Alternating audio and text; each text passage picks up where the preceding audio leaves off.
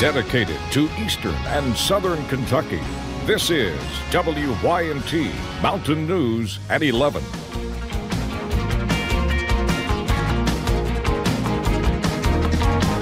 Good evening, I'm Justin Case. For the last 4 days, we have been in the dark in terms of information surrounding the ongoing investigation into a Perry County shooting. We knew that a man was shot several times last Friday night and that deputies were searching for a man and a woman. Today, we not only learned the name of the victim, but the man police are searching for. I talked with the sheriff today about what you need to be on the lookout for as police search for the man they believe is responsible for the shooting. Friday night, officials say there was some kind of confrontation between two Perry County men, both in their early 40s. Investigators believe James Reed III took out a gun and shot Brian Smith 3 times in the lower body. The victim stated to us that he'd been shot, and we later found out that it was the male and the female that we'd seen walking on the tracks that he had described. Deputies drove right past Reed and the woman he was walking with while rushing to the scene. Since investigators have only found spent shell casings near the train tracks, they say it's likely Reed still has a gun. Somebody might see that guy, and he is still, possibly armed. We've not recovered the weapon, so for public safety, I think it's best at this time I go ahead and release his name. Just a short distance from the scene of the shooting is a community of homes. People here say they know both of the men involved and are currently praying for the victim, Brian Smith. He's a good boy. He was. He is. Sorry.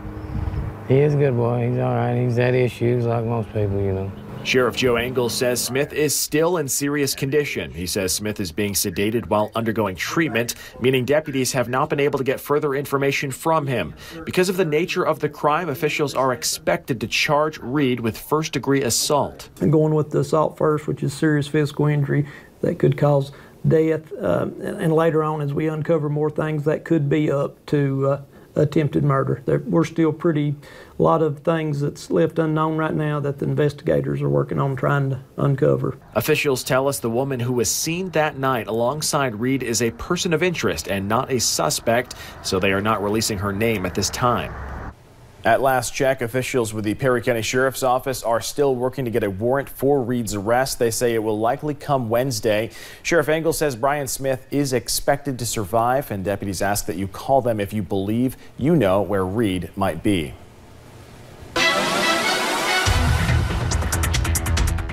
We're looking at a calm night ahead as we head into the overnight hours, and the good news is we're going to see a little bit of a warmer night than what we saw last night. You'll notice here as we look into downtown Whitesburg, those calm conditions. We're also seeing those clear skies across our area. Notice that here on satellite and radar. We've seen those clear skies really throughout the day today with no rain chances either, and that continues into those overnight hours. Temperatures, they're still pretty comfortable. Most of us still into those mid-60s, some spots dropping into the upper 50s down into Harlan, Middlesboro, showing a 57 in Hazard, 67 in London, 56 up into Ashland, and 66 over into Richmond. But compared to this time yesterday, we are almost 30 degrees warmer than we were at this time yesterday, so a little bit warmer of a night. Good news is we do see that continue as we head into the overnight hours, and for tonight we will see those temperatures drop to about the low to mid 50s, which is some good news. We were warm today, and that actually does continue into your Wednesday. I'll break down that full forecast coming up for you guys in just a few short minutes. Justin.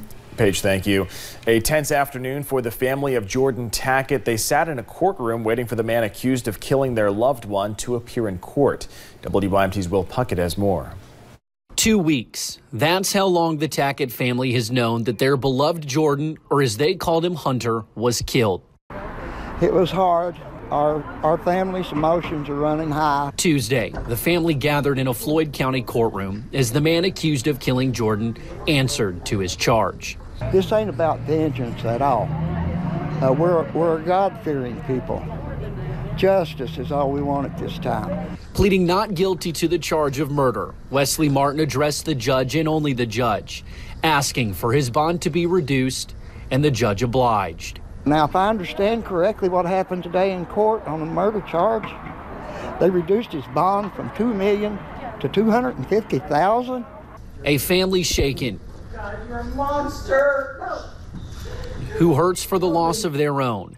Now they worry what might happen if this drags out.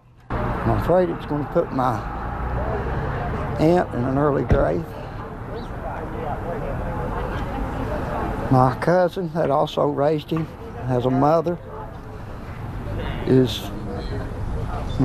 we're just all going to pieces. And just wanting to know why. In Floyd County, Will Puckett, WYMT Mountain News. Martin is due back in court on July 25th. US 23 is back open in Floyd County after a two-car crash. We are told one car ran a red light, T-boning another at the intersection of US 23 and Kentucky 1428 in Allen. Officials say there are multiple injuries. One person did have to be flown out. We do not know their names or conditions at this time.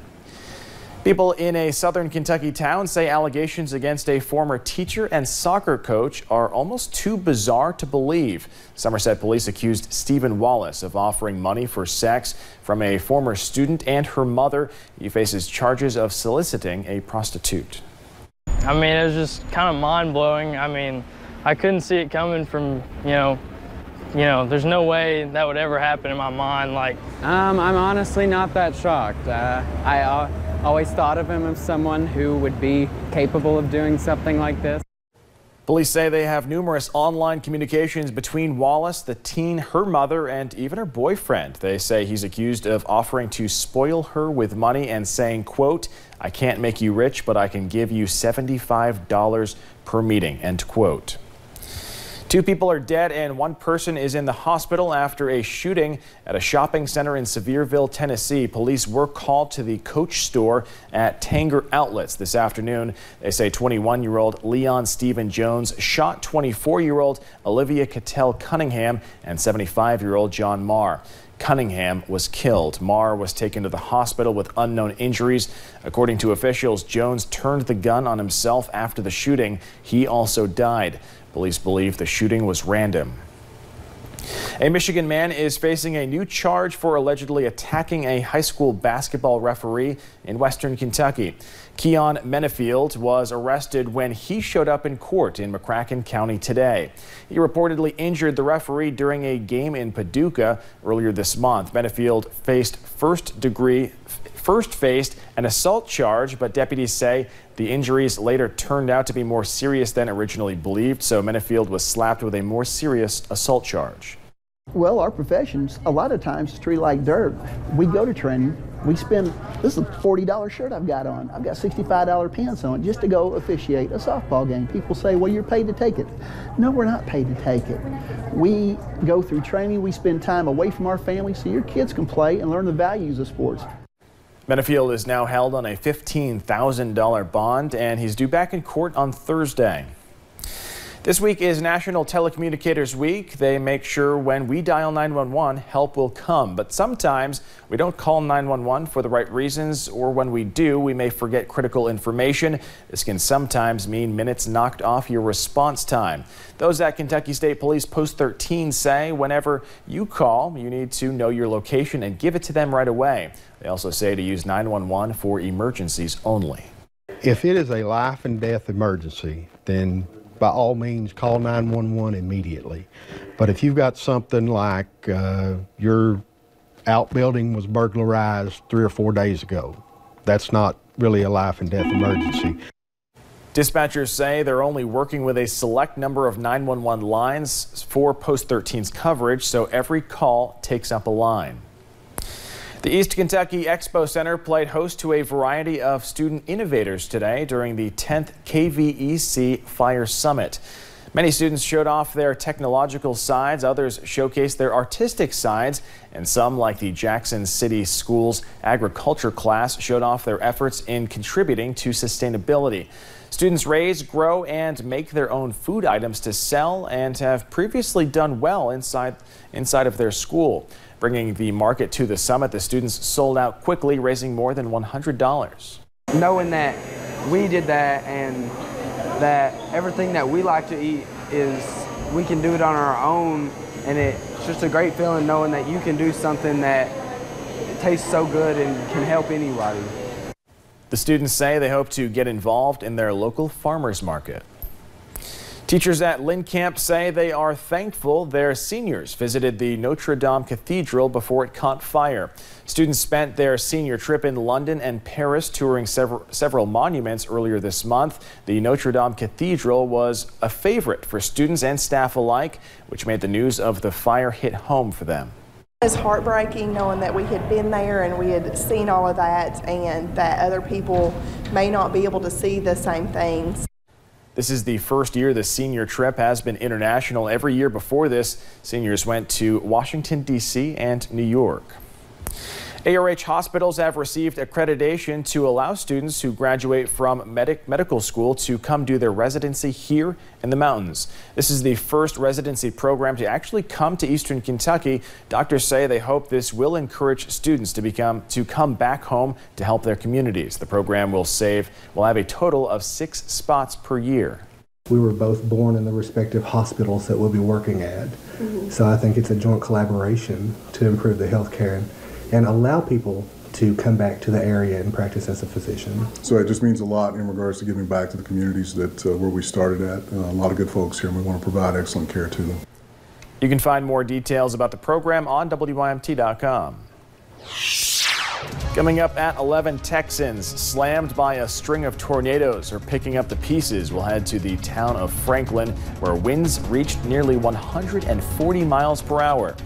And Columbine High School was placed on lockdown just days ahead of the 20th anniversary of the historic shooting. And sunshine returned today, but does that continue into your Wednesday? We'll break down that full forecast in just a few short minutes.